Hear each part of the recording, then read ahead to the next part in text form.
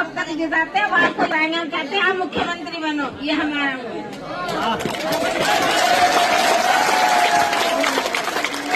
एक काम की बात सुन लो, क्योंकि मैं यहाँ और पत्रकार साथी भी खड़े हैं, इनको भी पता होना चाहिए कि इनके क्षेत्र में क्या चल रहा है।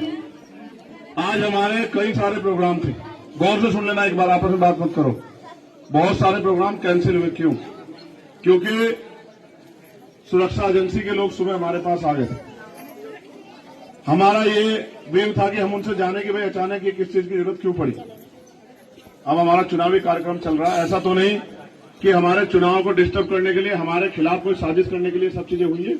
तो वो सुबह आए, उन्होंने हमें सारे कागज दिखाए कि आपकी जान को खतरा है, कभी भी आप पे हमला हो सकता है, हम पे इंटेलिजेंस की रिपोर्ट है, आपको आपकी हत्या की साजिश हो रही है। 6 महीने पहले आप पे गोली चली थी, जिन लोगों ने 6 महीने पहले गोली चलाई थी वो नहीं चाहते आप चुनाव जीत के आगे बढ़ो, इसलिए उन्होंने अपनी तैयारी कर ली है। इसलिए हमारा फर्ज है कि हम आपको सुरक्षा दें, क्योंकि अगर आपको कुछ होता है तो लॉ एंड ऑर्डर बिगड़ जाएगा। ठीक है, तो उनके साथ मेरा समय लग गया। मैं आपसे पूछ रहा हूं, नईम भाई और तमाम साथी बैठे, वो मुझे क्यों मारना चाहते हैं? नईम भाई, मैंने किसी का क्या बिगाड़ा है? मैंने किसी का क्या बुरा किया है? मेरे पास 39-40 मुकदमे हैं, आपने पढ़ा होगा एफिडेविट में, एक भी मेरा नहीं है।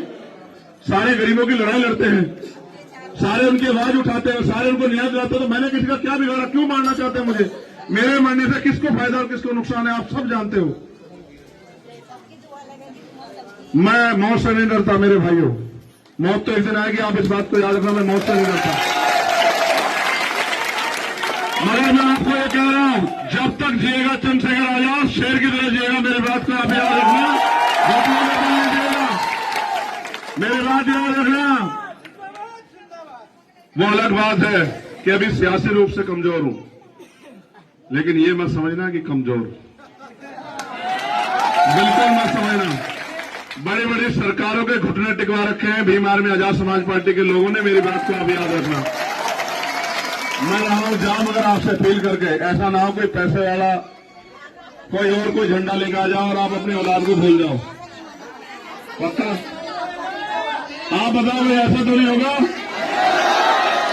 देखो फिर ये गुरु कह रहे, मेरे खून का कतरा कतरा अगर आपको जरूरत है तो ले लो, ले लो मेरे खून का कतरा कतरा, लेकिन